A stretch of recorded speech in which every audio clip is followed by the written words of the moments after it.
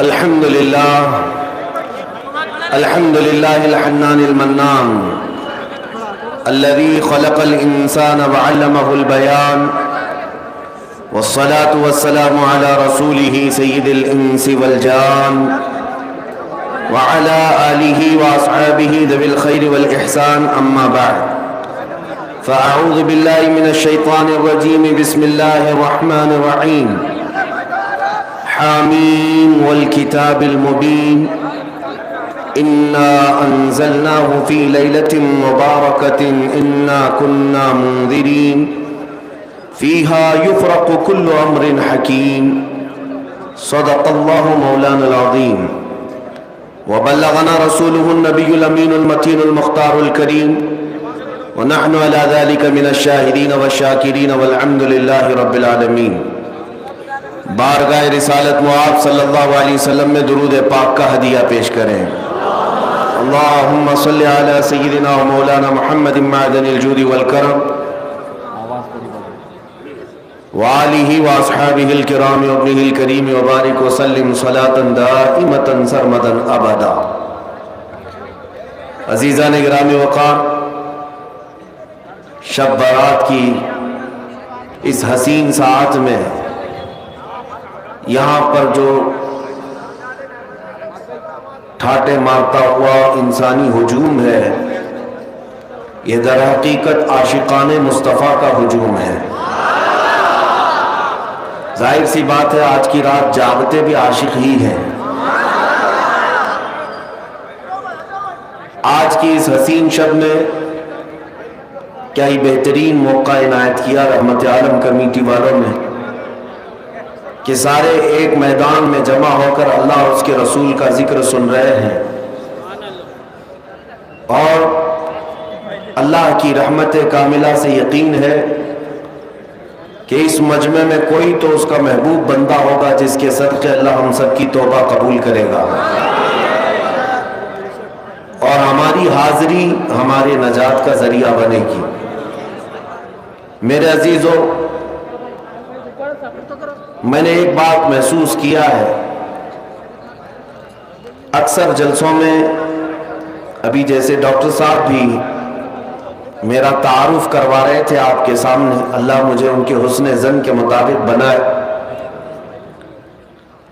جلسہ کسی اور خاص رات کے نام سے ہو یا کسی بزرگ کے عرس کے نام سے ہو، میں جتنے جلسوں میں شریک ہوتا ہوں اب تک میں نے یہ بات محسوس کی، کسی رات کا جلسہ ہو یا کسی بزرگ کے عرس کا جلسہ ہو، لیکن اس کے ساتھ یہ ٹائٹل ایڈ کر دیا جاتا ہے تحفظ ناموس رسالت. اور یہی ہماری زندگی کا شیوا ہے، اور یہی ہماری زندگی کا دستور ہے. اس بات کی مجھے بڑی خوشی ہے کہ ہمارے ہاں کوئی بھی جلسہ ہو جائے لیکن وہ نام مصطفیٰ کے بغیر کمپلیٹ نہیں ہو سکتا. حضور پاک صلی اللہ تعالیٰ علیہ وسلم کی ناموس کی حفاظت آج کے دور میں تمہارے اوپر بہت بڑی ذمہ داری ہے، اور اللہ کا کروڑا احسان کہ آپ کے اس ہلچل والے شہر میں، جہاں لوگوں کو ان تمام مجالس میں شرکت کی زیادہ فرصت نہیں، اکثر لوگ دنیا دار ہیں، لیکن آپ رات کے 2 بجے یہاں پر بیٹھے ہوئے ہیں، ایسا لگتا ہے دن کے 2 بج رہے ہیں. یہ گرمی بھی عشق رسول کی ہے. میرے عزیزو، میں اپنا انٹروڈکشن اور اپنا تعارف صرف اس بات سے کراتا ہوں، یا رسول اللہ تیرے عشق کی بدولت مجھے زندگی ملی ہے، تیرے عشق کی بدولت مجھے زندگی ملی ہے. میری بات بن گئی ہے تیری بات کرتے کرتے، میری بات بن گئی ہے تیری بات کرتے کرتے.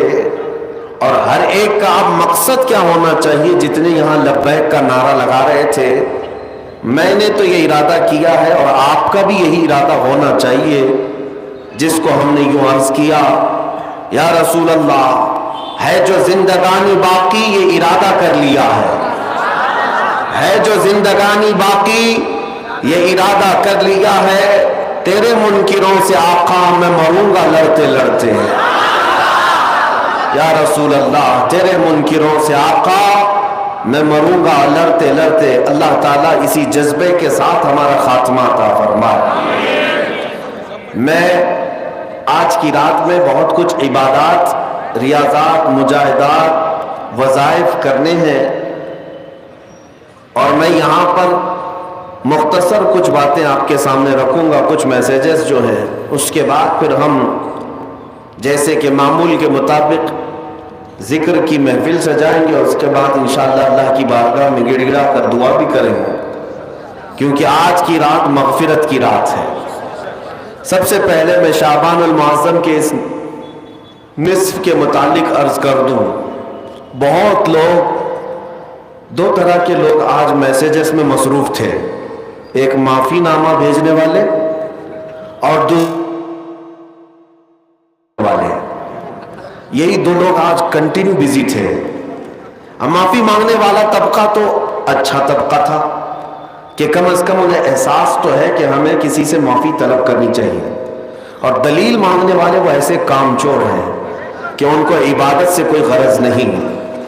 آج بھی ان سے آتے ساتھ حیدرآباد میں سب سے پہلا سوال یہی ہوا کہ لوگ یہ پوچھتے ہیں کہ یہ کہاں سے ثابت ہے رات کو آپ جاگتے ہیں، رات کو یہ اس طرح جاگنا کیا ثابت ہے؟ پہلی بات تو یہ ہے کہ ان کی بیٹیوں کی شادی میں، منگنی میں اور مہندی میں جو جاگتے ہیں اس کا ثبوت تو لے آؤ. ڈھول بازے کرتے ہو اس کا ثبوت تو لے آؤ. تمہارے برتھ ڈے پارٹیاں تو 12 کے بعد شروع ہوتی ہیں، اس کا ثبوت تو لے آؤ. تمہارے پاس دنیاوی مشاغل کے لیے رات جاگنے میں کوئی دلیل کی ضرورت نہیں، اور ایک بندہ مومن اللہ کی یاد کے لیے رات جاگے تو یہ دلیل کس طرح سے آ رہی ہے، کس طرح کا مطالبہ ہے؟ یہ شیطان مطالبہ کرتا ہے. حقیقت تو یہ ہے، میں ان لوگوں سے کہتا ہوں جو ناچتے ہوں گاتے ہوں آج کی رات، ہمیں ان سے کوئی سروکار نہیں، لیکن آج کی رات اگر کوئی بندہ عبادت کرتا ہے تو کیا اس سے بھی آپ دلیل پوچھو گے کہ یہ کہاں سے ثابت ہے؟ عزیزان گرامی، پہلا جواب تو ہمارا یہی تھا. دوسرا جواب یہ ہے، آپ یہ پوچھتے ہیں کیا اس رات کو رسول اللہ نے جاگا تھا؟ نادان، تجھے پتہ نہیں میرے رسول تو 365 راتیں جاگتے تھے. وہ تو سال بھر اپنی امت کی مغفرت کی دعا کرتے تھے. آج کی رات کی کیا خصوصیت ہے؟ اور الحمدللہ ہم اسی مسلک سے تعلق رکھتے ہیں جس کے امام نے یہ کہا تھا، اللہ کیا جہنم اب بھی نہ سرد ہوگا، رو رو کے مصطفیٰ نے دریا بہا دیے ہیں. نبی پاک صلی اللہ تعالیٰ علیہ وسلم نے جاگا کیوں نہیں؟ جاگا ہے. ماں عائشہ صدیقہ رضی اللہ تعالیٰ عنہ کی روایات میں آپ کو بتاتا ہوں. جامع ترمذی کی حدیث ہے اور مشکات المصابیح کی حدیث ہے، جس میں صحیح احادیث ہے، وہ میں پہلے آپ کے سامنے عرض کر رہا ہوں. سیدہ عائشہ صدیقہ رضی اللہ تعالیٰ عنہ فرماتی ہیں، ایک رات میں اپنے حجرے میں سوئی تھی، میرے آقا صلی اللہ تعالیٰ علیہ وسلم میرے حجرے میں تھے. اس دن باری میرے ساتھ حضور کے گزارنے کی تھی، لیکن آدھی رات ہوئی تو میں نے دیکھا کہ حضور حجرے میں نہیں ہے. میں گھبرا کر اٹھ بیٹھی، سوچا کہ کسی اور زوجہ کے گھر حضور تشریف لے گئے ہوں گے، تو مسجد میں جا کر دیکھی، مسجد میں نظر نہیں آئے. تو حضرت عائشہ کہتی ہیں کہ رات کی کئی پہر گزر چکے تھے، میں چلتی ہوئی باہر نکلی. یہ صحابہ یا حضور کے اہل بیت کا ایک طریقہ تھا حضور کو ڈھونڈنے کا، کسی سے پوچھتے نہیں تھے بلکہ حضور کی خوشبو سونگتے ہوئے نکلتے تھے. کیا مہکتے ہیں مہکنے والے، بو پہ چلتے ہیں بھٹکنے والے. ان کی مہک نے دل کے غنچے کھلا دیے ہیں، جس راہ چل دیے ہیں کوچے بسا دیے. ماں عائشہ صدیقہ اسی خوشبو کی بدولت ڈھونڈتی ہوئی آئیں تو دیکھا نبی پاک صلی اللہ تعالیٰ علیہ وسلم آج کی رات جنت البقیع قبرستان میں تھے، مومنین کی مغفرت کی دعائیں کر رہے تھے، وہاں پر تسبیح و اذکار پڑھ رہے تھے. پھر تھوڑی دیر کے بعد حضرت عائشہ اپنے گھر واپس آئیں حجرے میں، تو ان کے جسم کے اندر گرمی تھی، حرکت تھی. حضور پاک صلی اللہ تعالیٰ علیہ وسلم واپس جب تشریف لائے، پوچھا اے عائشہ کیا بات ہے، تم گھبرائی ہوئی ہو، بے چین ہو؟ کیا تمہیں ایسا لگتا ہے کہ اللہ اس کے رسول تمہارے ساتھ کچھ غلط کریں گے، زیادتی کریں گے؟ حضرت عائشہ کہتی ہیں ہرگز نہیں یا رسول اللہ، میں نے یہ سوچا تھا کہ آپ شاید کسی اور زوجہ کے گھر گئے ہوں گے۔ نبی پاک صلی اللہ تعالیٰ علیہ وسلم حضرت عائشہ سے فرماتے ہیں اتدرین هذه اللیلہ، عائشہ آج کی رات کے بارے میں تو جانتی ہے یہ کون سی رات ہے؟ ماں عائشہ صدیقہ نے پوچھا یہ کون سی رات ہے؟ نبی پاک صلی اللہ تعالیٰ علیہ وسلم ارشاد فرماتے ہیں آج کی رات رب ذوالجلال آسمان اول پر نزول فرماتا ہے۔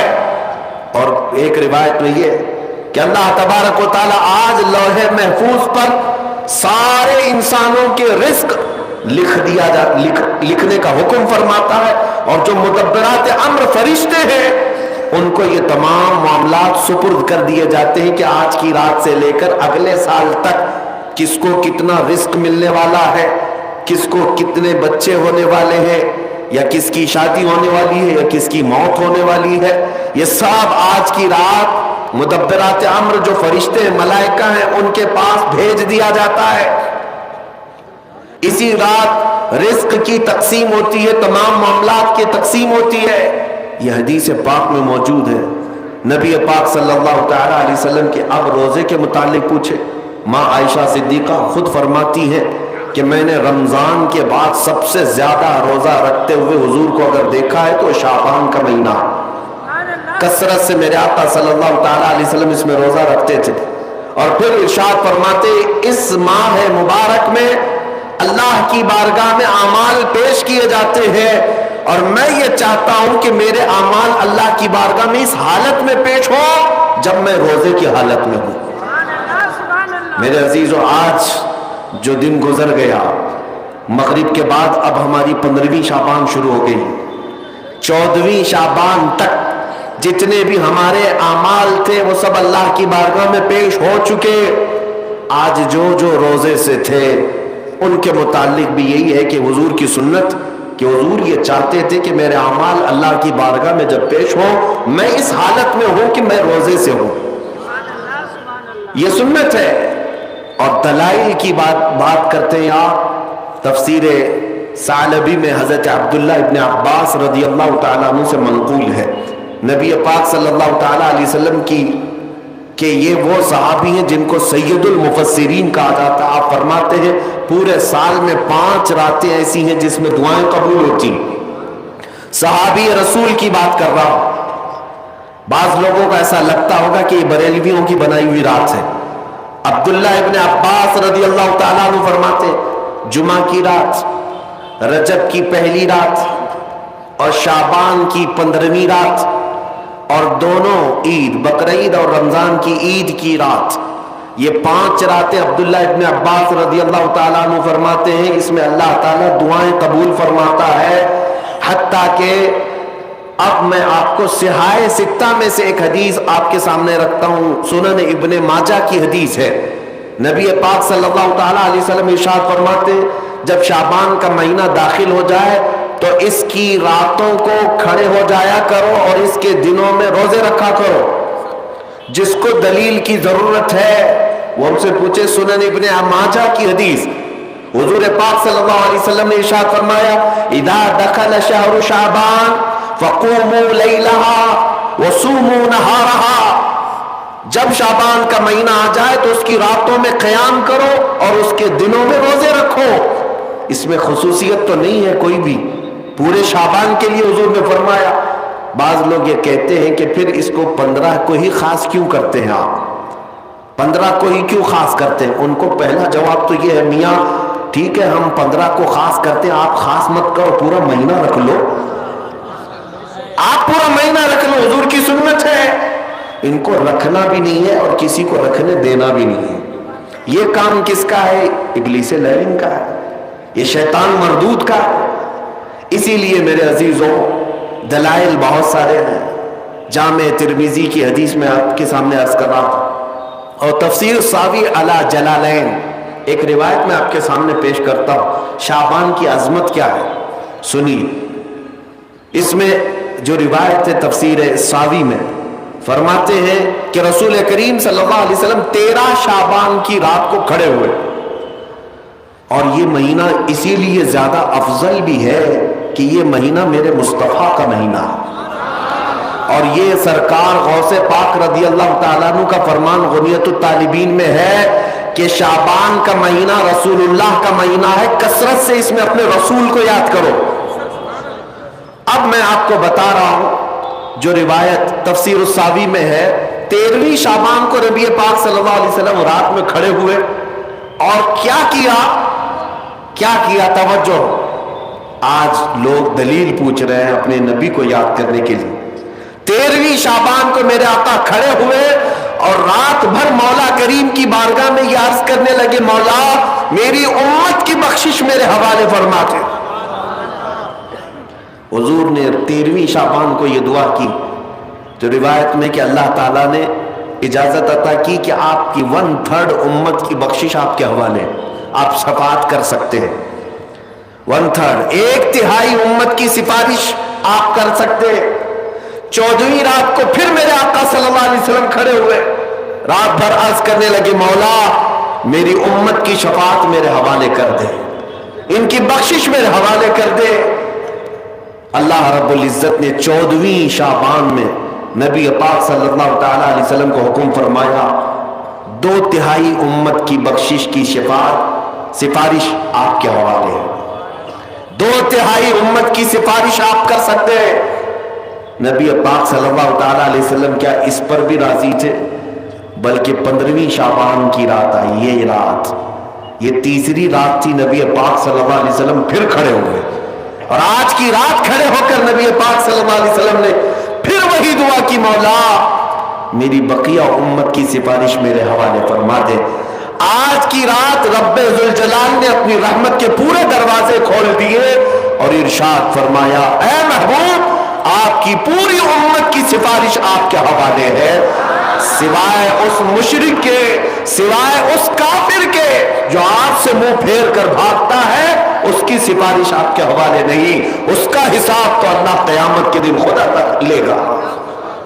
آج کی رات میرے عزیزوں، میرے نبی پاک صلی اللہ تعالیٰ علیہ وسلم کو مکمل شفاعت کرنے کا اختیار دیا گیا ہے، پوری امت کی شفاعت، پوری امت کی شفاعت۔ شفاعت کا مطلب کیا ہے؟ اللہ کی بارگاہ میں سفارش کریں گے، سفارش کریں گے۔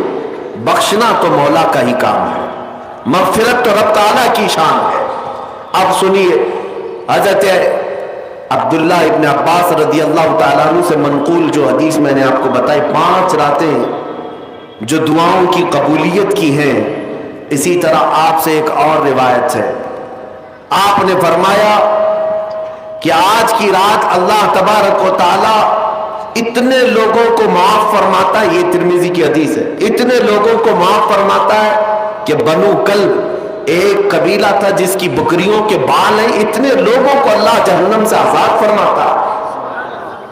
یہ ساری حدیثیں پڑھنا چاہیں تو کتابوں میں موجود ہیں، میں آپ کو صرف چکھا رہا ہوں اس لیے کہ آپ بھی یاد نہیں رکھیں گے۔ الحمدللہ یہاں پر سنیوں کا مجمع ہے اور اکثر ہمارا معمول یہی ہے، ہمارا تو معمول یہی ہے، بہت سارے لوگ، ہم اپنوں میں یہ نہیں کہتے کہ جو لوگ یہ کہتے ہیں میلاد کہاں سے ثابت ہے، شب برات کہاں سے ثابت ہے، شب قدر کہاں سے ثابت ہے، تو ہم تو صرف پہلے لفظوں میں صرف اتنا ہی کہتے ہیں، یہ تو صرف سنیوں کی قسمت سے ثابت ہے، یہ ہماری قسمت میں لکھا ہوا ہے، یہ ہماری قسمت میں لکھا ہوا ہے کہ اللہ تبارک و تعالیٰ یہ موقع عطا فرماتا ہے گاہے بگاہے اور بندے اس کو یاد کر لیتے ہیں۔ عزیزان گرامی اوقات، اور ایک حدیث، کیا قبرستان جانا چاہیے نہیں جانا چاہیے، اس پر بھی بڑے اعتراضات ہیں۔ خزانۃ الروایات بحوالہ فتاوی رضویہ شریف اعلیٰ حضرت نے بھی نقل فرمایا کہ آج کی رات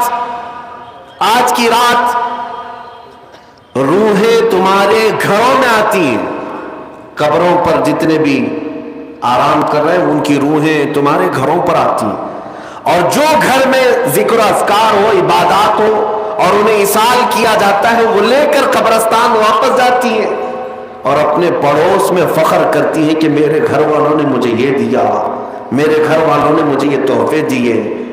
آج کی رات روحوں کے عید کی بھی رات ہے، لیکن وہ روحیں جن کے گھر والے انہیں کچھ نہیں دیتے، واپس قبرستان جاتے ہوئے یہ کہتے ہوئے جاتی ہیں اللہ تمہارا اس سے بھی برا حال کرے. وہ انہی لوگوں کو کوس کر جاتی ہوں گی جو دلیل بار بار پوچھتے رہتے ہیں. الحمدللہ ہر سنی 2 رکعت نفل تو آج پڑھتا ہی ہے، قبرستان سے گزرتے ہوئے سلام تو کرتا ہی ہے. ہم اپنے بزرگوں کو بھولنے والوں میں سے نہیں ہیں. جن کو بار بار دلیلوں کی ضرورت ہے ان کی روحیں آ کر کوس کر جاتی ہوں گی. بہرحال یہ شعبان المعظم کا مہینہ، جس کے متعلق تاریخ یہ ہے کہ ایک تاریخ میں آپ کو بتاؤں، اس مہینے کی ایک اور تاریخ ہے کہ سیدنا موسیٰ علیہ الصلوۃ والتسلیم کو نبوت اس مہینے میں ملی. حضرت ابراہیم خلیل اللہ کو اللہ نے نور معرفت اس مہینے میں دیا. اس سے بڑی چیز یہ ہے نبی پاک صلی اللہ تعالی علیہ وسلم اسی مہینے میں مکہ والوں کے مطالبے کی وجہ سے اپنا اشارہ چاند کی طرف کر کے 2 ٹکڑوں میں تبدیل فرمایا تھا. تو شق القمر کا جو معجزہ میرے آقا کا ہے وہ شعبان المعظم میں پیش آیا، وہ شعبان المعظم میں آیا ہے. میں یہ اس لیے عرض کر رہا ہوں کہ لوگوں کو انڈیپینڈنس ڈے یاد تو ہے، ریپبلک ڈے تو یاد ہے. آج پوچھتا ہوں میں کہ 15 اگست ہماری آزادی کا دن ہے، ہر سال مناتے ہیں. ارے میاں 1947 میں آزاد ہوا تھا نا، تو ابھی تک کیا ہے؟ یا ہر سال آزاد ہو رہا ہے؟ ہر سال آزاد ہو رہا ہے؟ نہیں، ایک بار ہوا تھا لیکن اس کی خوشی اب تک منائی جا رہی ہے. اس پر کسی کو اعتراض نہیں. میاں ہم بھی مناتے ہیں، ہمیں بھی خوشی، ہم اسی ملک میں رہتے ہیں. لیکن جن کو شب برات نہیں منانا، شب معراج نہیں منانا، شب عید میلاد نہیں منانا، ان کے مدرسوں پر تو جھنڈے 15 اگست کو پورے دن بھر لہراتے رہتے ہیں. کیوں؟ اس لیے کہ ڈر ہے حکومت پر جو بیٹھے ہوئے ہیں. بس فرق اتنا ہے دلیل پوچھنے والے اپنے آقاؤں سے ڈرتے ہیں اور سنی اپنے آقا سے محبت کرتے ہیں. تمہارا آقا تمہیں مبارک، ہمارا آقا ہمیں مبارک. الحمدللہ ہم اللہ اور اس کے رسول کی رضا کے لیے جی رہے ہیں اور نبی پاک صلی اللہ تعالی علیہ وسلم کی محبت کے لیے جی رہے ہیں. اقبال نے سچ کہا تھا، ڈاکٹر اقبال نے، ہمیں کرنی ہے شہنشاہ بطحا کی رضا جوئی. ہمیں کرنی ہے شہنشاہ بطحا کی رضا جوئی. وہ اپنے ہو گئے تو رحمت پروردگار اپنی، وہ اپنے ہو گئے تو رحمت پروردگار اپنی. آج مجھے پتا ہے میرے عزیزوں کچھ باتیں اور میں وقت کے تقاضے کے عین مطابق ہیں آپ کو عرض ضرور کروں گا. آپ کبھی یہ مت سمجھنا کہ مجھے بڑا مجمع مل جائے تو میں کچھ بھی بول لیتا ہوں. میرے پاس 4 لوگ بیٹھے ہوں تب بھی میں وہی بات کروں گا، اور 4 لاکھ لوگ بیٹھے ہوں تب بھی میں وہی بات کروں گا. اس لیے کہ میں سامنے مجمع کو دیکھ کر نہیں بولتا، میں مکین گنبد خضرا کو دیکھ کر بولتا ہوں. ان کی رضا کو مد نظر رکھ کر کے کہ نبی پاک صلی اللہ تعالی علیہ وسلم ان کی شریعت پر کوئی آنچ نہ آنے پائے، ہم اس پر بولتے رہیں گے. اب اس سلسلے میں کوئی بھی چہرہ آ جائے ہمیں اس سے غرض نہیں ہے، ہمیں اس سے غرض نہیں. سنیوں اپنا عقیدہ اتنا مضبوط رکھو، اتنا مضبوط رکھو. اعلیٰ حضرت نے کتنا پیارا پیغام دیا. تم کب تک ان کی اٹھاتے گھومتے رہو گے جوتیاں؟ کب تک ان کی دھوتیوں میں گھس کر کے پناہ لیتے رہو گے؟ ان کے حالات ایسے ہیں کہ آج ہے کل نہیں ہے، اور اس کے بعد یہ بدلتے تخت تمہیں مجبور کر ڈالیں گے، تم کہیں کے نہیں رہ جاؤ گے. اسی لیے جینا ہو اس سرزمین پر تو یوں جیو جیسے عاشقان مصطفیٰ جیا کرتے تھے. انہیں جانا انہیں مانا، نہ رکھا غیر سے کام. انہیں جانا انہیں مانا، نہ رکھا غیر سے کام. للہ الحمد میں دنیا سے مسلمان گیا.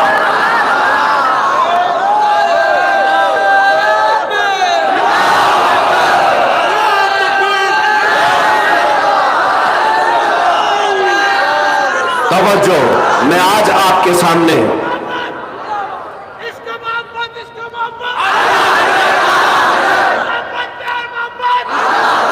توجہ، آج عقیدے کی مضبوطی اسی بات پر ہے کہ مسلمان اگر ڈرے سہمے ہوئے ہیں تو میں یہ نکالنا چاہتا ہوں، اور میں نے یہ بچپن سے سنا ہے کہ حیدرآبادی لوگ ڈرتے نہیں ہیں، الحمدللہ ڈرتے نہیں ہیں۔ اللہ کرے کہ ایسے ہی آپ کے دل مضبوط رہے، اور ہندوستان میں بھی ہمارے نیتاؤں میں جو سر چڑھ کر کے بولتے ہیں وہ بھی حیدرآبادی سے، لوگوں کو شیروانی سے پریشانی بھی ہے۔ آپ کو میں یہی کہنا چاہتا ہوں، یہ جو تمہارا وصف ہے اسی کو زندہ رکھو۔ بریلی کے امام نے کہا ہے خوف نہ رکھ رضا ذرا، تو ہے عبد مصطفیٰ۔ عبد مصطفیٰ کا مطلب کیا ہے؟ مصطفیٰ کا غلام۔ جب تم یہ کہتے ہو کہ میں محمد عربی کا غلام ہوں تو ڈر کر کیوں جیتے ہو؟ خوف نہ رکھ رضا ذرا، تو ہے عبد مصطفیٰ، تیرے لیے امان ہے، تیرے لیے امان ہے۔ اگر تمہارے سامنے کوئی موب لنچنگ کا واقعہ لا کر دہشت پیدا کی جائے اور ڈرایا جائے، اگر تو بھی اللہ اللہ کرے گا تو دیکھ جس طرح اس کو رسی سے باندھ کر کے مار دیا گیا، تیرا بھی حشر ایسا ہی ہوگا۔ ان کتوں کو صرف اتنا کہہ دو اگر تم مارتے ہو تو کوئی فرق نہیں پڑتا، اس لیے کہ میری تاریخ میں بلال حبشی بھی موجود ہے، خبیب ابن عدی بھی موجود ہے۔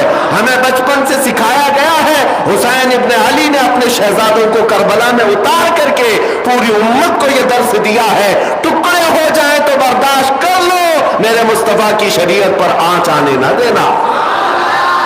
یہ عزم، یہ حوصلہ، یہ استقامت رہے۔ آج جو میں بات عرض کر رہا تھا، ہو یہ گیا ہے کچھ لوگوں کو چاپلوسی کی پالیسی کہ کسی کو راضی کرنے کے لیے لوگ اس قدر گر جاتے ہیں کہ انہیں یہ بھی یاد نہیں رہتا وہ خود تھے کیا۔ ایک بات یاد رکھیں، انسان سب سے زیادہ گر جاتا ہے اس وقت جب انسانوں کو راضی کرنے کی کوشش کرتا ہے۔ صوفیاء اکرام فرماتے ہیں جب تک اس کے اندر سے یہ ہوس نہیں جائے گی وہ اللہ کی بارگاہ میں مقامات نہیں حاصل کر سکتا۔ انسانوں کو راضی کرنے کے لیے جو جی رہا ہے، فلاں راضی ہو جائے، فلاں راضی ہو جائے، کبھی سیٹھوں کو راضی کرو، کبھی نیتاؤں کو راضی کرو، کبھی پولیس کو راضی کرو۔ دنیا میں کتنے ہیں جس کو تم راضی کرتے رہ جاؤ گے؟ اسی لیے رب نے فرمایا فلا تخشوہم واخشونی، ان سب سے مت ڈرو، مجھ سے ڈرو۔ اللہ کا حکم ہے، ایک ذات سے تم خوف رکھو گے، اللہ ساری خوف تمہارے دل سے نکال دے گا۔ دنیا کا ڈر تمہارے سینے سے اللہ نکال دے گا۔ جینا ہے اس لیے کہ مجھے پیدا کیا ہے میرا مولا، مجھے موت دے گا میرا مولا، مجھے رزق دے رہا ہے میرا مولا، مجھے کھلاتا پلاتا ہے میرا مولا، مجھے سانسیں دیتا ہے میرا مولا۔ جب سب کچھ وہی دیتا ہے، موت بھی وہی، حیات بھی وہی، تو ڈرنا بندوں سے کیوں ہے؟ اور مجھے یہ بتاؤ تمہارے ہر عمل کی سزا اور جزا دینے والا کون ہے؟ اب میں چند سوالات کرتا ہوں، تمہاری زبان سے ایک ہی لفظ آئے گا، آج کی رات ہے، کیونکہ میں ابن ماجہ شریف کی حدیث پوری آپ کے سامنے نہیں پڑھا۔ حضور پاک صلی اللہ علیہ وسلم فرماتے ہیں آج کی رات اللہ رب العزت آسمان اول پر اجلال فرماتا ہے اور بندوں کو پکار کر یہ کہتا ہے اللہ مستغفر فاغفر لہ، کوئی ہے جو مجھ سے بخشش مانگے تو میں اسے بخش دوں، کوئی ہے جو بیمار مجھ سے شفا مانگے میں اسے شفا دے دوں۔ آج کی رات رب تعالیٰ خود بندوں سے فرما رہا ہے تمہارا تعلق آج اللہ سے اتنا جڑ جائے۔ اس لیے میں آپ سے سوال کرتا ہوں، تمہیں تمہاری ماں کے پیٹ میں رزق کون دیتا تھا؟ تمہیں تمہاری ماں کے پیٹ سے باہر آنے کے بعد ماں کے سینے میں خون کو بدل کر دودھ بنا کر رزق کس نے بنایا؟ تمہارے بچپن سے لے کر جوانی آ گئی یا بڑھاپے تک تمہیں مفت بغیر کسی معاوضے کے سانسیں کون دیتا ہے؟ یہ پوری زمین کس کی ہے؟ یہ آسمان کس کا ہے؟ یہ کائنات کے سارے اشیاء کس کی ہے؟ جب تمہاری زبان پر اللہ اللہ ہے، پھر میں آپ سے پوچھتا ہوں ہماری زندگی کا طریقہ بھی یہی ہے۔ جب تم پیدا ہوئے تھے ماں کی گود سے تو سب سے پہلے تمہیں نہلا دھلا کر کے لایا گیا تھا مولوی صاحب کے پاس یا کسی صالح بندے کے پاس، اور کیا کہا گیا تھا کہ اس کے کان میں کیا پڑھو؟ سب کو پتا ہے سب سے پہلے تمہارے کان میں جو جملہ آیا وہ کیا تھا؟ اللہ اکبر۔ کون سا جملہ تمہارے کان میں آیا؟ زور سے، پیچھے والوں کے میں کیوں کہہ رہا ہوں آپ کو توجہ، میں اس طرح بلوانے کا عادی نہیں.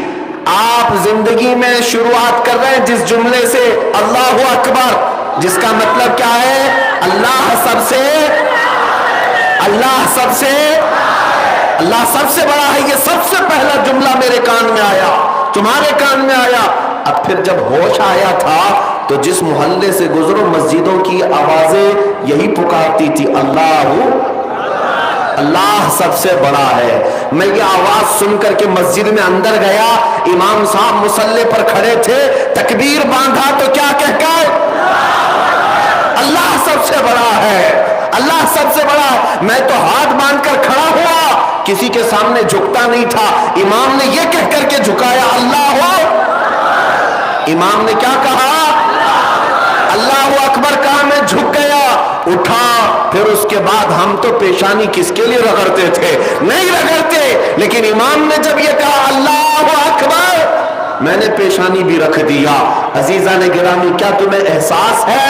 میں ہاتھ باندھ لیا اللہ اکبر پر، سر جھکا لیا اللہ اکبر پر، پیشانی ٹیک دیا اللہ اکبر پر، میرے سارے اعمال اللہ اکبر پر.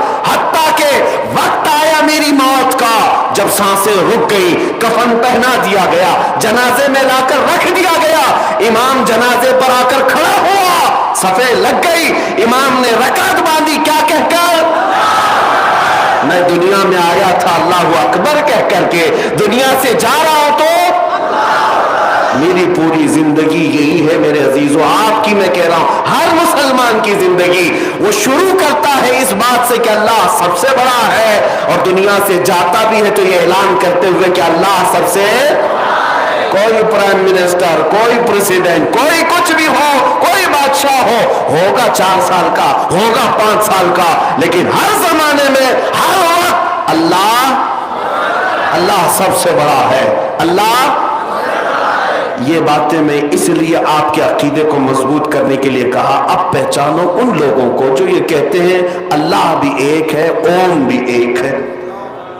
یہ حالات آ گئے آج میرے عزیزوں. بعض لوگوں کو ایسا لگتا ہے کہ میں ان لوگوں کا سختی سے رد کر رہا ہوں. میاں ذرا عقل سے کام لو. تمہارے سامنے جب کوئی بھی مولوی کا چہرہ ہے، کوئی بھی مولوی کا چہرہ، چاہے میں بھی ہوں، جب تک اللہ اور اس کے رسول کی بات ہو تم سر جھکا لو. یہ میرے مصطفیٰ کی شریعت ہے. حضرت عمر فاروق رضی اللہ تعالیٰ عنہ، میں آپ کو کیوں کہہ رہا ہوں؟ اس لیے کہ کوئی مولوی صاحب ابھی پورے ہندوستان بھر کا ماحول خراب کیے ہوئے، انہوں نے پتہ نہیں کہاں سے کون سے خواب میں ان کو نظر آیا کہ اوم بھی وہی ہے، اللہ بھی وہی ہے، ملا کر کے اور ثابت کرو کہاں سے ہے. تو کہا ہندوؤں کی کتاب میں اوم کے جو معنی لکھے ہوئے ہیں اس سے ایسا لگتا ہے کہ اللہ کے بھی وہی معنی ہیں، اوم کے بھی وہی معنی ہیں. تم اپنی شریعت ان کی کتابوں سے ثابت کرو گے، ہماری شریعت میرے مصطفیٰ کی حدیثوں سے ثابت ہوگی. کسی اور دین کی کتابوں کا میرا دین محتاج نہیں ہے. اسلام ثابت کرنے کے لیے کسی بھی دوسرے مذہب کی کتاب کی بالکل ضرورت نہیں. اسلام کے پاس کیا کمی ہے؟ کون سی دلیل نہیں ہے؟ پیدا ہونے سے لے کر قبر میں جانے تک کا ہر مسئلہ اگر کسی دین میں موجود ہے تو وہ میرے مصطفیٰ کی شریعت میں. ہم دوسروں کی کتابوں سے یہ ثابت کریں گے اس کا معنی بھی وہی، اس کا معنی بھی وہی ہے. اب میں آپ کو ایک بات بتا رہا ہوں، میں ایک روایت آپ کے سامنے پیش کر کے پھر آگے بڑھتا ہوں. حضرت عمر کا زمانہ ہے. کون عمر؟ جن کے جلال، جن کے روب و دبدبے سے قیصر و کسریٰ کانپتے تھے، لاکھوں کی فوجیں تھراتی تھی. مسجد میں کھڑے ہو کر خطبہ دے رہے اور فرماتے ہیں اے لوگوں سنو، عمر ابن خطاب آج اپنے کوڑے سے سب کو ہانکتا ہے، کل کو اگر محمد عربی صلی اللہ تعالی علیہ وسلم کے دین کے علاوہ، ان کی شریعت کے علاوہ کوئی نیا مسئلہ میری طرف سے آئے تو تم کیا کرو گے؟ میرے پیچھے چلو گے؟ میری اطاعت کرنا ہر ایک پر واجب ہے، خلیفۃ المسلمین ہو. تو ایک غریب صحابی دیہات کے رہنے والے کھڑے ہو گئے مجمع میں، کہا اے عمر ابن خطاب، جب تک آپ رسول اللہ کی شریعت بول رہے ہیں ہمارا ہر عضو تمہارے لیے قربان ہے، اور جہاں میرے مصطفیٰ کی شریعت سے ہٹ کر بات کرو گے تو تلوار نکال کر بتاتے یہ تلوار ہوگی اور تمہاری گردن ہوگی۔ وہ غریب صحابی کس کو کہہ رہے ہیں؟ عمر ابن خطاب کو رضی اللہ تعالیٰ عنہ، کہتے اس وقت میں یہ نہیں دیکھوں گا کہ سامنے چہرہ کس کا ہے، میں تمہارا اور میرا مقابلہ ہوگا میرے مصطفیٰ کی شریعت کی حقانیت بچانے کے لیے۔ شخصیتیں نہیں دیکھی جاتی ہمارے دین میں، بڑے مولوی صاحب بولے ہیں تو اس کا مطلب صحیح ہوگا، نہیں، وہ کچھ بھی بک بک بک بک کر جائیں تو سب صحیح نہیں ہوتا۔ پہلے یہ دیکھیں آپ کوئی بڑے عہدے والا بول رہا ہے، اونچی ٹوپی والا بول رہا ہے، سفید داڑھی والا بول رہا ہے، ہمیں اس سے غرض نہیں۔ میں کہتا ہوں اگر پھٹے جبے والا بھی بول رہا ہو لیکن دل عشق مصطفیٰ سے چمک رہا ہو، وہ ہمارے سروں کا تاج ہے، وہ ہمارے آنکھوں کا نور ہے۔ لیکن دل میں حضور کی محبت نہیں اور کسی حکومت کو راضی کرنے کے لیے اول فول بک رہا ہے تو پھر اس سے ہمارا کوئی رشتہ نہیں اور نہ ہی ہماری قائد ہے۔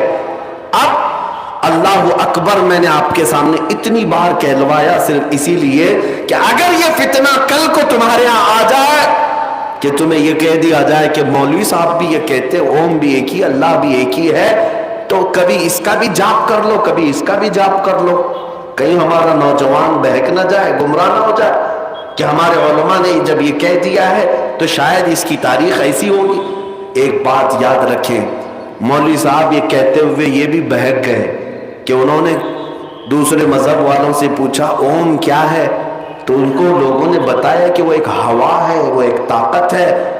مولوی صاحب کہہ رہے ہیں کہ اسی کو تو ہم اللہ کہتے ہیں۔ ارے پاگلو، ہم ہوا کو اللہ کہتے ہیں؟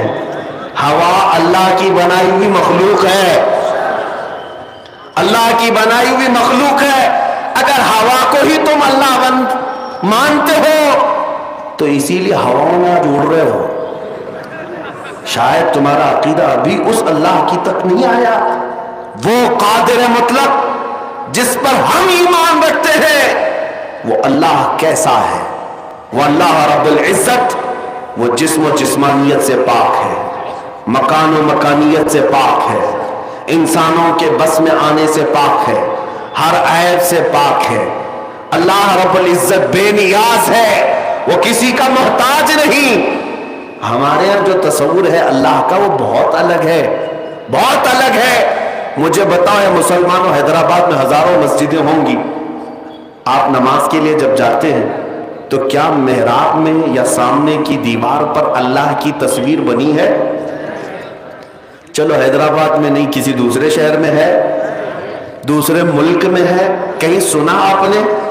پوری دنیا بھر کی مسجدوں میں جا کر دیکھ لینا، اللہ کی کوئی تصویر نہیں بنائی گئی۔ یہی تو تمہاری خصوصیت ہے مسلمانوں کی، جو بغیر اپنے خدا کو دیکھے سجدے میں گر جاتی، بغیر دیکھے سجدے میں گرتی ہے اور اس کا یقین ہے کہ اللہ ہے۔ ہاں، یہ وہ دوسرا تصور تم کہاں لا کر فٹ کر رہے ہو، جن کو سامنے رکھنا پڑتا ہے پھر جھکنا پڑتا ہے، سامنے رکھنا پڑتا ہے پھر جھکنا پڑتا ہے۔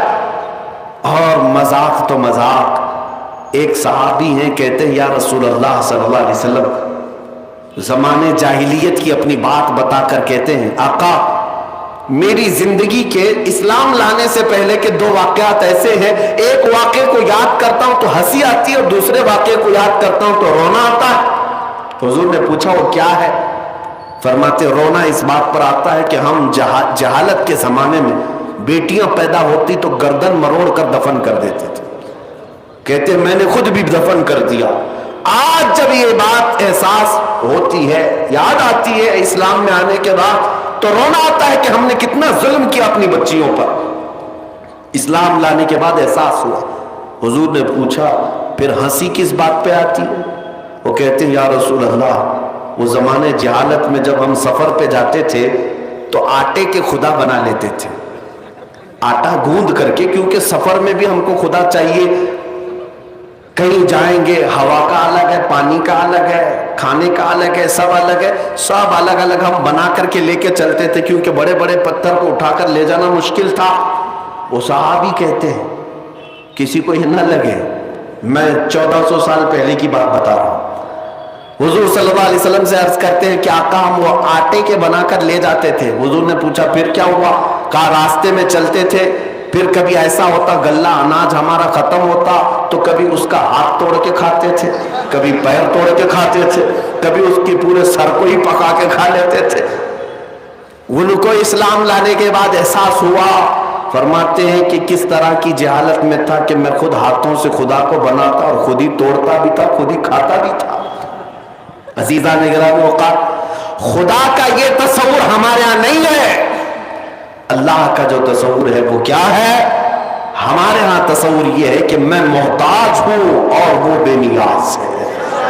میں بھوکا ہوتا ہوں, کھلاتا وہ ہے. میں اس کو کھلاتا نہیں, میں اس کو اٹھا کے بٹھاتا نہیں, میں اس کو سلاتا نہیں, میں اس کو پینٹ کر کے اچھا کرتا نہیں. میں ہی اگر سب کر کے خدا کو بناؤں تو پھر خدا کی کیا اہمیت رہ گئی؟ اپنے ہاتھ سے جس کو میں بنایا پھر اس خدا کی کیا اہمیت رہ گئی؟ بلکہ ہمارا عقیدہ یہ ہے میرے بال نہیں تھے, بال بھی میرے مولا نے بنائے. میری آنکھ نہیں تھی, آنکھ بھی مولا نے دیا ہے. میرے ہاتھ نہیں تھے, ہاتھ بھی رب نے دیا ہے. میں تو نطفے کا ایک بوند تھا, میرے جسم میں ہڈیاں اس نے دی ہیں, گوشت اس نے دیے ہیں, چمڑیاں اس نے دی ہیں. اور زندگی گزارنے کا بھی ہمارا سلیقہ یہی ہے. ہم یہی عرض کرتے ہیں کہ ہم سوتے تو ہیں, اٹھاتا وہی ہے, ورنہ ہماری کسی کی طاقت نہیں. پانی پی تو لیتے ہیں, نکالنے کی طاقت ہمارے اندر نہیں جب تک مولا نہ چاہے. عزیزان گرامی وقار,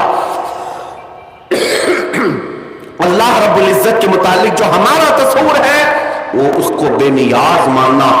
اور قرآن کی آیت ہے قل هو اللہ احد اللہ الصمد. محبوب آپ فرما دو اللہ ایک ہے, اللہ بے نیاز ہے, اللہ بے نیاز ہے.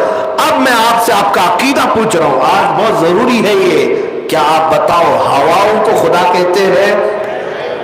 ہوا خدا ہے, بارش خدا ہے, طاقت خدا ہے, یعنی کوئی بھی طاقت دنیاوی؟ اللہ رب العزت یہ چیزوں کا نام نہیں ہے.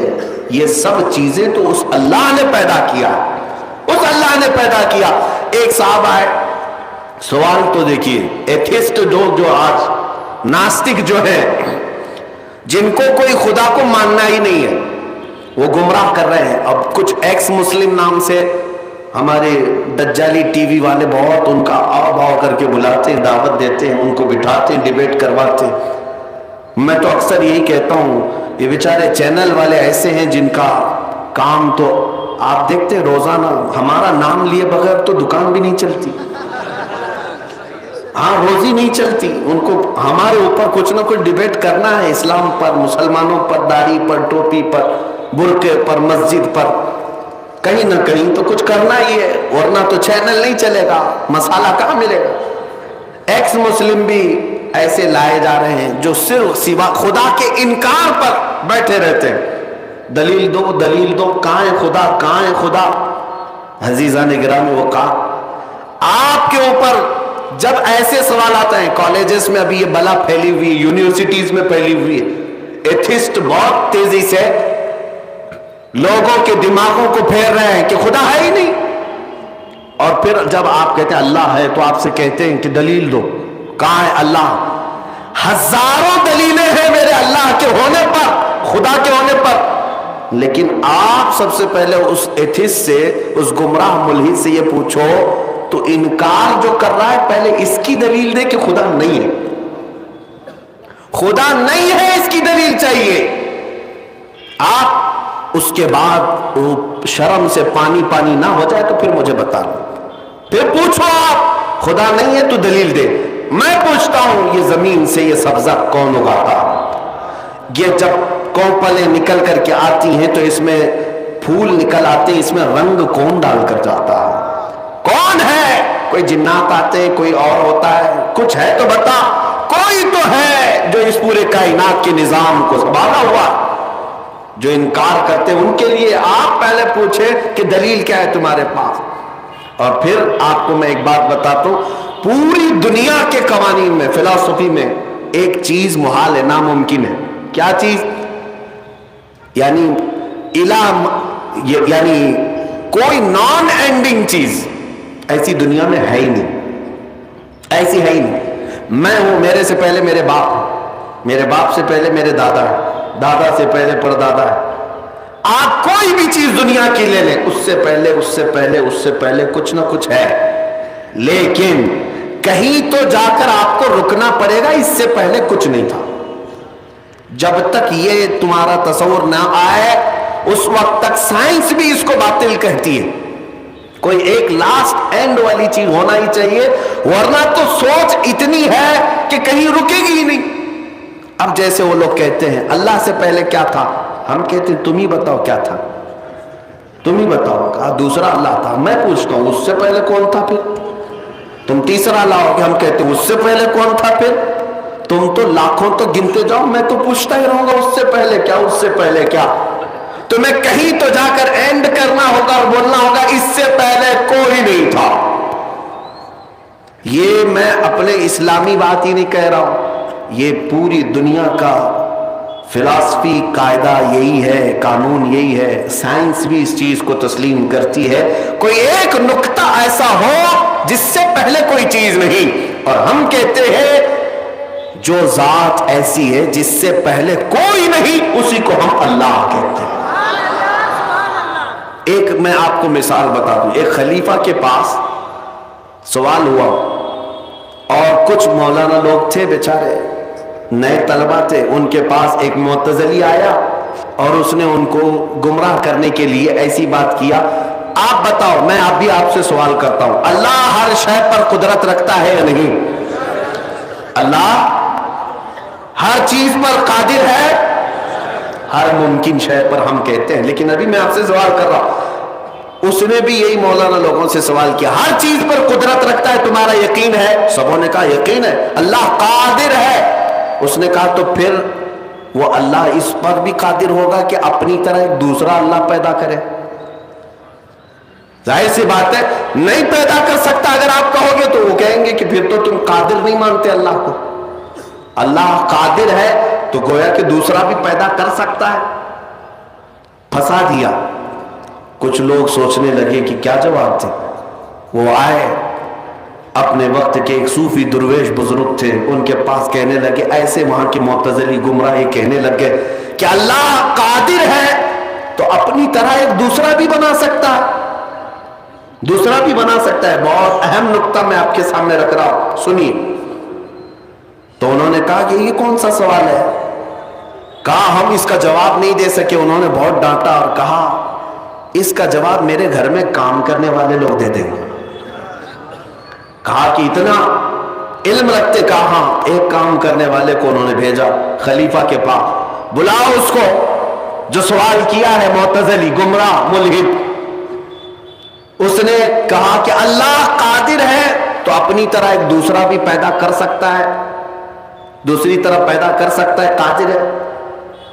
تو اس غریب مزدور نے جو کام کرنے والا تھا اس نے پوچھا کہ ہاں اللہ قادر ہے، اور اگر وہ دوسرا پیدا کر دیا اپنی طرح، توجہ، اللہ خالق ہے، اللہ خالق ہے، دوسرا جس کو پیدا کرے گا وہ مخلوق ہو جائے گا۔ وہ کیا ہوگا؟ وہ کیا ہوگا؟ جس کو پیدا کیا گیا ہے۔ اب مجھے بتاؤ وہ برابر کیسے ہو سکے گا؟ مخلوق ہونا ایک ایسا عیب ہے جو خالق میں آ ہی نہیں سکتا۔ اسی لیے ہمارا عقیدہ ہے لم یلد، نہ وہ کسی سے پیدا ہوا ہے نہ اس سے کوئی۔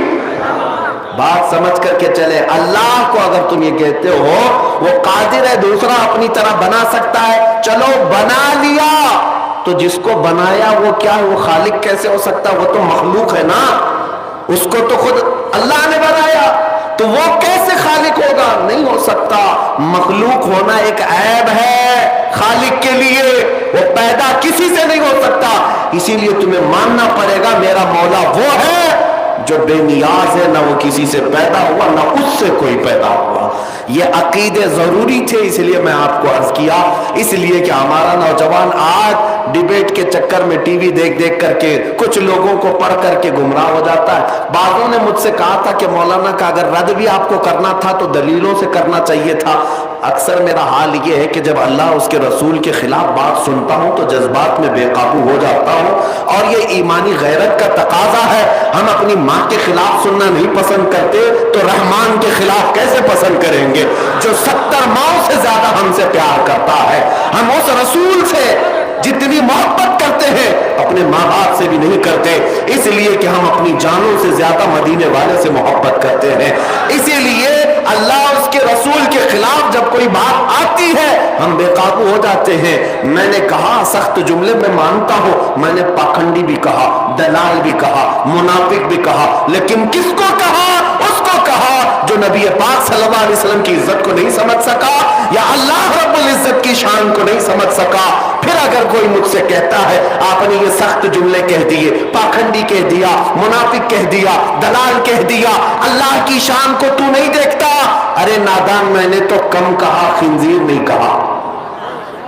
इसलिए कि रब्बे जुल जलाल की शान को अगर नहीं समझ सका तो फिर कौन से एजाज से हम बात करें।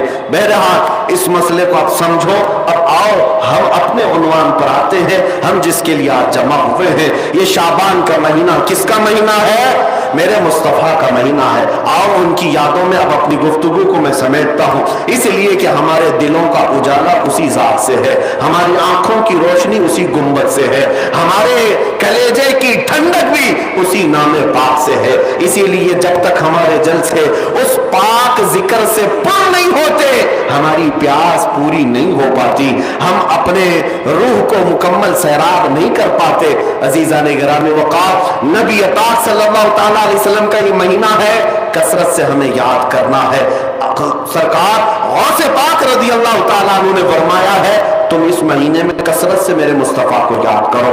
आज हम ये नारा जरूर लगाएंगे, जिनको दर्द होता है बार बार मेरे मुस्तफा का जिक्र करने से, हम ये सर चढ़ कर बोलेंगे रहेगा यूं ही उनका चर्चा, रहेगा यूं ही उनका चर्चा रहेगा, पड़े खाक हो जाए जल जाने वाले। या रसूल अल्लाह तू घटा ऐसे किसी के न घटा है न घटेगा, जब बढ़ाए तुझे अल्लाह ताला तेरा। अजीजान गिरामी वक़ार, आज मैं हिंदुस्तान की सरजमीन पर जितने इलाकों से गुजरा अल्हम्दुलिल्लाह नौजवानों में एक बेदारी महसूस कर रहा हूँ। बहुत सारे टीनेजर्स जितने भी नौजवानों को देखता हूँ वो मैदानों में उतरे हुए हैं और बबांगे दोहल पुकार कर कहते हैं लब्बैक या रसूल अल्लाह, लब्बैक या रसूल अल्लाह। आप तवज्जो, ये आपका जज्बा है, अल्लाह सलामत रखे। अभी मैं आपके सामने ही कह रहा था, बेखौफ होकर के हमारे बच्चे पुकारते तो हैं, लेकिन एक मौलवी साहब ने हमें चंद दिन पहले कहा था, हमारी ही है, हमारी जमात के, कहा किसी मजमे में लब्बैक लब्बैक के नारे लग रहे थे, पुलिस ने मुझे उठा लिया और कहा कि हम तुम्हारे ऊपर केस बुक कर देंगे। वो हमारे पास गम के साथ सुना रहे थे। मैंने कहा खुश हो जाओ, इससे बेहतरीन केस और क्या हो सकता है? अरे इससे बेहतर क्या हो सकता है?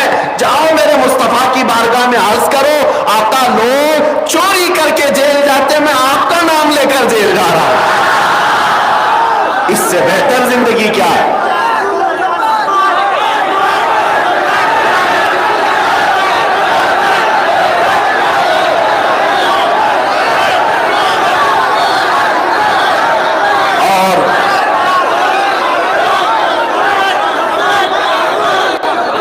मेरे अजीजों, डर की जरूरत नहीं, खौफ की जरूरत नहीं। अगर कोई प्रोपेगेंडा फैलाता है तो आज के इस जिम्मेदार स्टेज से मैं ऐलान करके बताता हूं, लब्बैक या रसूल अल्लाह कहना का कोई पाकिस्तानी नारा नहीं, ये मदीने वाले का नारा है, ये गुंबद खजरा के लिए पुकार है और किसी खास इलाके, किसी खास मुल्क वाले की प्रॉपर्टी नहीं। पूरी दुनिया भर में चप्पे चप्पे में जहां भी मुसलमान बसता है, अगर उसके सीने में राई के दाने के बराबर भी मेरे मुस्तफा से मोहब्बत होगी, वो बेबाक होकर कहेगा लब्बैक या रसूल अल्लाह।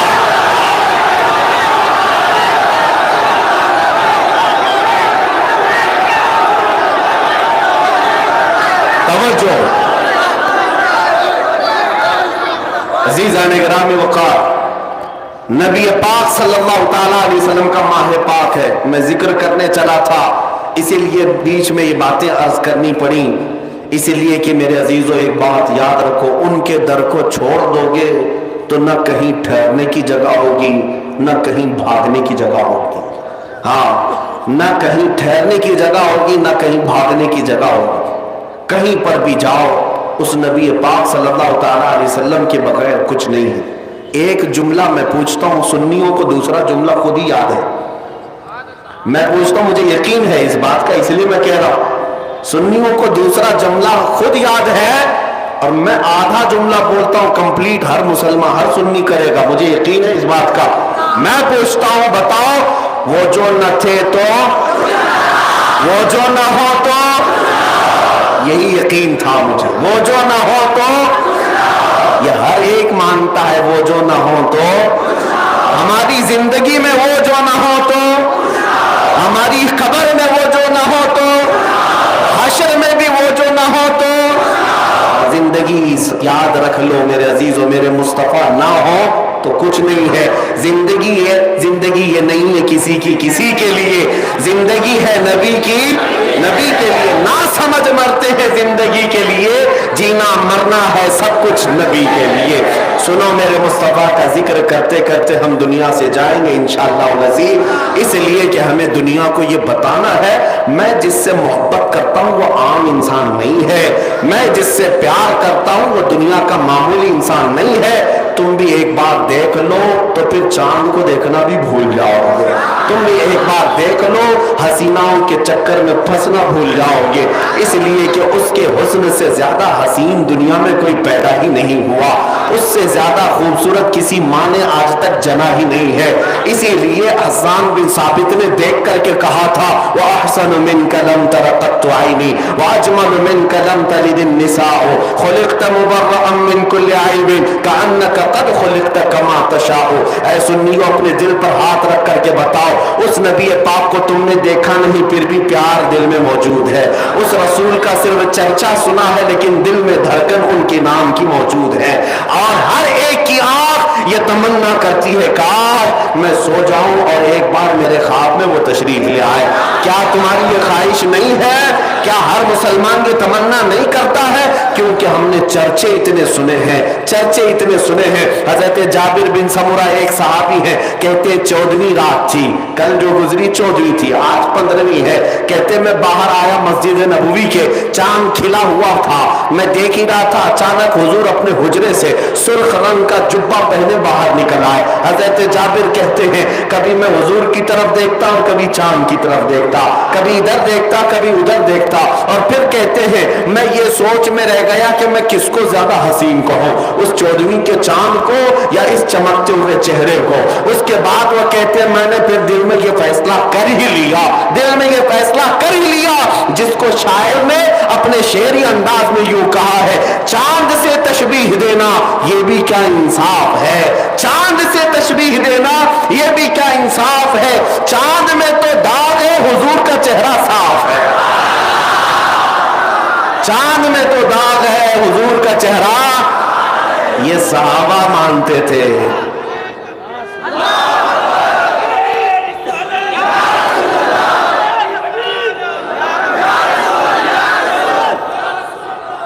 मेरे अजीजों, शाबान का महीना, जिक्र रसूल। अब मैं समेटता हूं महफिल को। उस उम्मे सुलैम को पूछो जिनका अकीदा क्या था, वो सहाबियां हैं। हुजूर उनके घर कभी दोपहर के वक्त आराम करने जाते और पसीने से शराबुर होते।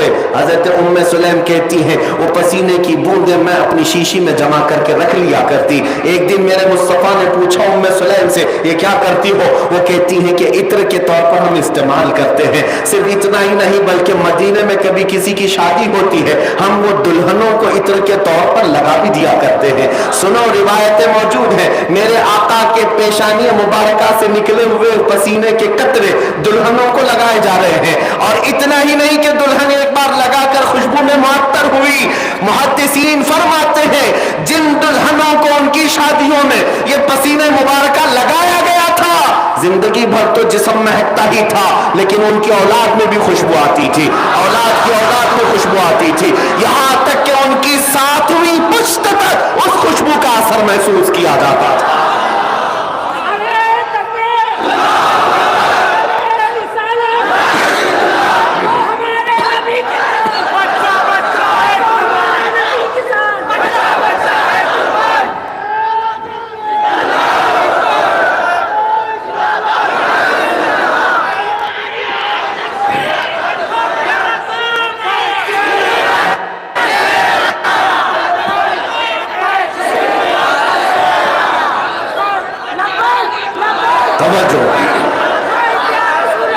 عزیزان گرامی وقار، میں نے عرض کیا حضرت جابر بن سمرہ کی حدیث، میں تفصیل سے عرض کر رہا ہوں، توجہ، تاکہ یہ رات ختم ہونے سے پہلے آنکھیں بند کرو تو صرف وہی چہرہ تمہارے دماغ پہ ہے۔ میں یہ چاہتا ہوں کہ ہم یہاں سے جائیں تو ایرے غیرے کا چہرہ نہ ہو، بلکہ اس میدان سے اٹھ کر ہر عاشق یہ پکارتا ہوا جائے، یا رسول اللہ، سنا ہے آپ ہر عاشق کے گھر تشریف لاتے ہیں، سنا ہے آپ ہر عاشق کے گھر تشریف لاتے ہیں، میرے گھر میں بھی ہو جائے چراغاں، میرے گھر میں بھی ہو جائے چراغاں۔ یہ تمنا لے کر کے جائیں گے، لیکن اس کے لیے تصور پہلے ضروری ہے۔ تصور کیا ہے؟ میں نے حضرت جابر بن سمرہ کی حدیث بیان کی، وہ چہرے مبارکہ کو دیکھ کر کہتے تھے کہ میں چاند کو دیکھتا اور کبھی حضور کو دیکھتا، پھر فیصلہ کر لیا کہ چاند حسین نہیں، میرے مصطفیٰ کا چہرہ زیادہ حسین ہے، اور آپ کے پسینے مبارکہ کو دلہنوں کے لیے خوشبو کے طور پر لگایا جاتا تھا۔ واللہ جو مل جائے میرے گل کا پسینہ، مانگے نہ کبھی عطر نہ پھر چاہے دلہن پھول۔ لیکن ماں عائشہ صدیقہ سے پوچھیں، کہتی ہے سیدہ عائشہ صدیقہ، ایک بار میں اپنے حجرے میں تھی، اچانک حضور داخل ہوئے، کمرے میں اندھیرا تھا، میں نے حضور کو دیکھا، میرے ہاتھ سے سوئی گر گئی، سل رہی تھی، سوئی گر گئی، نبی پاک صلی اللہ تعالیٰ علیہ وسلم مسکرائے، آپ کے سامنے کے 4 دانتوں سے ایسی روشنی نکلتی تھی۔ عائشہ صدیقہ کہتی ہیں میں نے حجرے میں اتنی روشنی محسوس کی کہ میری گمشدہ سوئی مجھے واپس مل گئی۔ وہ دندان مبارکہ ہے، وہ دندان مبارکہ ہے جس کو ماں عائشہ صدیقہ فرماتی ہے وہ اگر مسکرا دے پورا حجرہ منور ہو جائے، وہ اگر ہنس دے پورا کمرہ روشن ہو جائے۔ اب سنو، حضرت جابر رضی اللہ تعالیٰ عنہ کی یہ حدیث ہے، فرماتے ایک دن میرے آقا میرے گھر تشریف لائے، کھانا تناول فرمایا، کھانے کے بعد جب میں نے ہاتھ دھلوایا تو حضور نے اپنا ہاتھ میرے دسترخوان سے پوچھ لیا۔ حضرت جابر کہتے ہیں میں وہ دسترخوان برکت کے لیے اٹھا کر رکھ لیا۔ اب سنو، وہ صحابی تھے، وہابی نہیں تھے، اس لیے کہ انہیں تبرکات کا احساس تھا، وہ انکار نہیں کرتے تھے۔ میرے آقا کا ہاتھ مس ہو گیا ہے، رکھ لیا جائے گا، لیکن کمال کی بات تو یہ ہے رکھ تو لیا، لیکن کہتے جب میلا ہوتا تھا میں اس کو دھوتا نہیں تھا، بلکہ بھڑکتے ہوئے آگ کی تندور میں ڈال دیتا اور پھر نکالتا، اس کپڑے کا ایک رواں بھی نہیں جلتا اور کپڑا صاف ہو چکا ہوتا تھا۔ ہاتھ میرے آقا کا لگ جائے، کپڑے کو آگ نہ جلائے۔ صحابہ کہتے ایک بار ہم حضور کے مجلس میں بیٹھے تھے، رات ہو گئی، اب ہمیں گھر جانا تھا، ہم نے شکایت کی آقا روشنی نہیں ہے کیسے جائیں؟ حضور نے فرمایا کوئی لکڑی ہے تو لے آؤ۔ صحابی کہتے ہم لکڑی لے آئے، میرے آقا نے ہاتھ مس کیا اور کہا لے جاؤ اس کو، یہ روشنی دے گی۔ صحابہ کہتے ہو ٹیوب لائٹ کا زمانہ نہیں ہے، انٹرنیٹ کا زمانہ نہیں ہے، لیکن نور والے مصطفیٰ کا تو زمانہ ہے۔ وہ کہتے ہیں ہم لکڑی لے کر باہر آئے، جیسے چلنے لگے اس لکڑی کے اندر سے نور کی شعائیں پھوٹنے لگی اور ہم اسی کی روشنی سے راستہ چلتے رہے، یہاں تک کہ صحابہ کہتے ہم 3 تھے، ایک چوک ایسا آیا، ایک کو ادھر جانا تھا، ایک کو ادھر جانا تھا، ایک کو سیدھا جانا تھا، لکڑی ایک ہے۔ وہ صحابی کہتے اب ہم نے فیصلہ کیا 3 ٹکڑے کریں اور ہر ایک لے کر کے جائے۔ یقین کیسا تھا ان صحابہ کا، میرے آقا نے مس جو کیا ہے 3 ٹکڑے کیا اور کہتے ہر ٹکڑے سے ویسی روشنی نکلتی تھی اور اسی روشنی سے ہم اپنی منزل تک گئے۔ میں یہ روایات اس لیے عرض کر رہا ہوں، میرا مصطفیٰ وہ ہے کہ اگر بے جان لکڑی کو ہاتھ لگا دے وہ راستوں کو منور کر دے، اور میرے آقا جس کے خواب میں آ جائے کیا اس کی زندگی روشن نہ بنا دے؟ میرے آقا اگر اپنا अपने निगाह नाज से किसी के दिल पर असर पैदा फरमा दे, एक बार नजर डाल दे तो क्या उसका दिल चमक ना उठे? इसीलिए आला हजरत ने बार बार ये तमन्ना की है बारगाह मुस्तफा में, या रसूल अल्लाह चमक तुझसे पाते हैं सब पाने वाले, मेरा दिल भी चमका दे, मेरा दिल भी चमका दे। ये तमन्ना यूं ही नहीं की, क्योंकि मेरे आका जिस तरफ देखते हैं चमक उठती है जगह, वो वादी चमक जाती है। बहुत सारी बातें हैं नबी पाक सल्लल्लाहु ताला अलैहि वसल्लम की खुशबू, उनका चेहरा पाक, उनके दस्ते मुबारका, उनकी आंखें, उनके कान, उनकी जुबान मुबारक, उनके पैर पाँव, उनका शिकम नाक, बल्कि उनके कदम मुबारक से लगे हुए नाखून नाक। मैं अब दुनिया से चैलेंज करता हूँ, है अगर भौंकने की इतनी ताकत उस रसूल पाक पर बार बार, तो लाओ तुम्हारे यहाँ कोई भी इस तरह का जिसका नाखून भी मेरे मुस्तफा के नाखून के बराबर हो जाए। तुम क्या ला सकोगे जब मौला ने पैदा ही नहीं किया है पूरी कायनात में उस रसूल का हमसर और मिसल पैदा ही नहीं किया। इसीलिए हम ये कहते हैं या रसूल अल्लाह तेरे आगे यूं हैं दबे लचे फुसहा अरब के बड़े बड़े, कोई जाने मुंह में जुबान नहीं बल्कि जिस्म में जान नहीं, जो मुकाबले के लिए आते भी थे ऐसे खड़े होते जैसे उनके जिस्मों में जान ही नहीं। इसलिए आओ मेरे अजीजों, आज कोई किसी तरह से भोगता है तो चंद दिनों की बात है, मौसम आज उनका है और उसके बाद मौसम जाते ही कीड़ों के पर गिर जाते हैं, न उड़ पाते हैं न चल पाते हैं। हमने एक कीड़े को लखनऊ से भी भोगते हुए देखा है, दो साल पहले धर्म भी बदल लिया था, नाम भी बदल लिया था, राफजी कुत्ता था और चला गया और टीका भी लगा करके धोतियां उठाता रहा। 6 महीने के बाद उसको किक मार करके भेज दिया गया और उस कुत्ते का हाल ये धोबी का कुत्ता न घर का अभी हाल ये है। अब बार बार अपील गवर्नमेंट से कि मेरी जान को खतरा है, ये लोग मार देंगे वो लोग मार देंगे, हम तो इतना ही कहते हैं या रसूल अल्लाह जो तेरे दर से यार फिरते हैं दर बदर यूं ही खार फिरते हैं। हमारा हाल तो ये है उस गली का गधा हूं मैं जिसमें मांगते ताजदार फिरते हैं। हमारी किस्मत ये है उस गली का गधा हूं मैं जिसमें मांगते ताजदार फिरते हैं। मेरी निस्बत को तुम क्या समझोगे? अल्लाह का करोड़ फज़ल व एहसान है। मैं खुद, मुझे देखो मेरे अजीजों, मैं अपनी तारीफ के लिए नहीं कह रहा, मैं अपनी बड़ाई के लिए नहीं कह रहा, हजारों के मजमे में हर दिन जाना होता है और अल्लाह हर दिन मुझे ये इज्जत जो अता किया है वो सिर्फ इसी बात पर ये नाज़ी अंदाज हमारे नहीं होते, झोली में अगर टुकड़े तुम्हारे नहीं होते। और एक तरफ उन कुत्तों को देखो जिनको मौत का खौफ सारी है, 8 साल के बच्चे से भी डरो, 10-12 बॉडीगार्ड लेकर के भी अपने गुफे से बाहर ना आ सको। क्यों? नबी पाक की शान में भौंकने के बाद न दिन में चैन है न रात में चैन है, लेकिन अल्हम्दुलिल्लाह हम तन्हा बैठे हैं तो भी सुकून है, और तुम जेल में ले जाओ तो भी सुकून है, और तुम अगर फांसी पर चढ़ाओ तब भी हमारा यही मानना है सुकून है, इसलिए कि हमारा यकीन है तुम्हारी फंदे के बाद इधर आंखें बंद होगी उधर मेरे मुस्तफा का चेहरा। जिसके लिए हम जीते हैं कब्र में जाने के बाद भी मुनकर नकीर से आशिक रसूल यही कहता है अब तो पाए नाज से ऐ फरिश्तों क्यों उठो, मर के पहुंचा हूं यहां इस दिलरुबा के वास्ते, मर के पहुंचा हूं यहां इस दिलरुबा के वास्ते। इसीलिए आला हजरत ने क्या कहा, अब इनकी उनकी छोड़ो, उनकी सुनना छोड़ो, इनकी सुनना छोड़ो, उनको राजी करना छोड़ो, इनको राजी करना छोड़ो, एक ही बात पर डटे रहो, एक ही बात पर जमे रहो, उन्हें जाना उन्हें माना न रखा गैर से का, लिल्लाहिल हम्द मैं दुनिया से मुसलमान गया।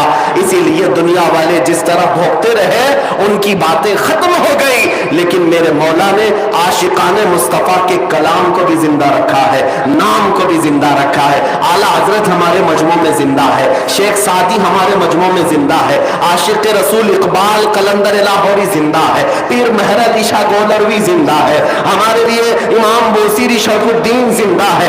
क्यों जिंदा है?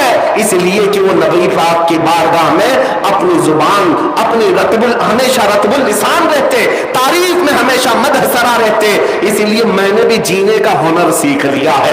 ان کی بات کرو اور ہر دل پہ راج کرو، ان کی بات کرو ہر دل پہ راج کرو.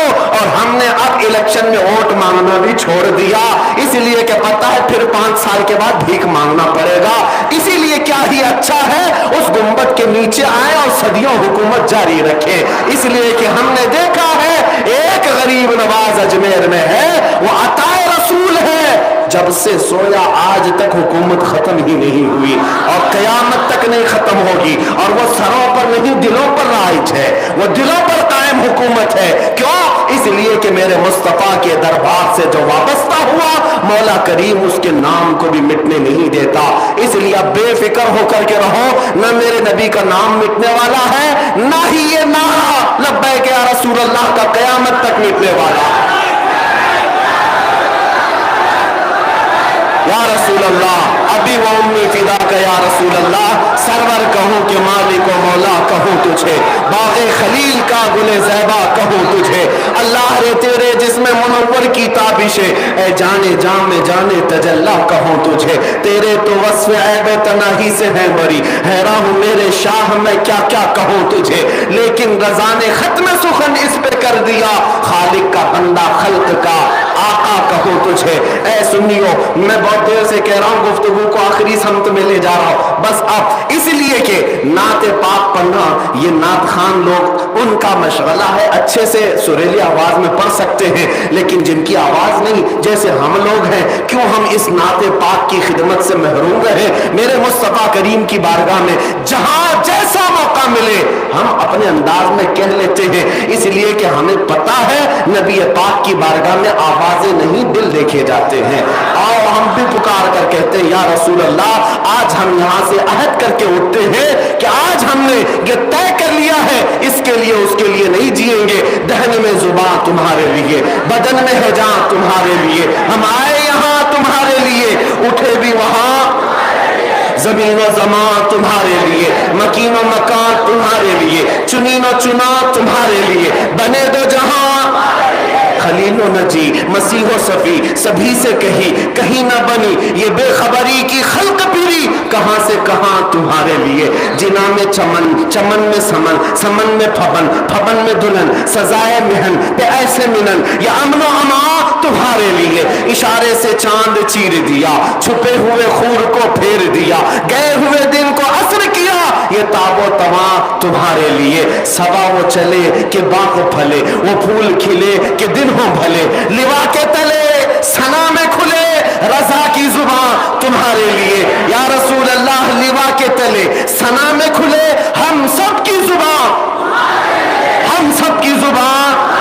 یا رسول اللہ لوا کے تلے سنا میں کھلے، ہم سب کی زبان تمہارے لیے. دنیا والے میرے مصطفیٰ کو کیا سمجھے مجھے اس سے غرض نہیں، لیکن میرا عقیدہ یہ ہے سارے اچھوں میں اچھا سمجھیے جسے ہے اس اچھے سے اچھا ہمارا نبی.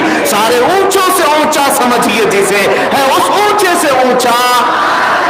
بجھ گئی جس کے آگے سبھی مشالے، شمع وہ لے کر آیا ہمارا نبی. جن کے تلووں کا دھون ہے آب حیا، ہے وہ جانے مسیحا ہمارا نبی. خلق سے اولیاء، اولیاء سے رسول اور رسولوں سے اعلیٰ. سب چمک والے شیشوں میں چمکا کیے، اندھے شیشوں میں چمکا. سب چمک والے اجلوں میں چمکا کیے، اندھے شیشوں میں چمکا. ہمارا نبی غمزدوں کو مزدہ دیجئے کہ ہے رضا بے کسوں کا سہارا. کون دیتا ہے دینے کو منہ چاہیے، دینے والا ہے سچا. وآخر دعوانا الحمدللہ رب العالمین. اب ذکر کا وقت ہے، آپ حضرات اپنی جگہوں پر بیٹھے رہیں، تھوڑی دیر ہم اللہ کا ذکر کرتے ہیں اور دعا کرتے ہیں. بیٹھ جائیں بیٹھ جائیں. لبیک یا رسول اللہ، لبیک یا رسول اللہ، لبیک یا رسول اللہ. میرے عزیز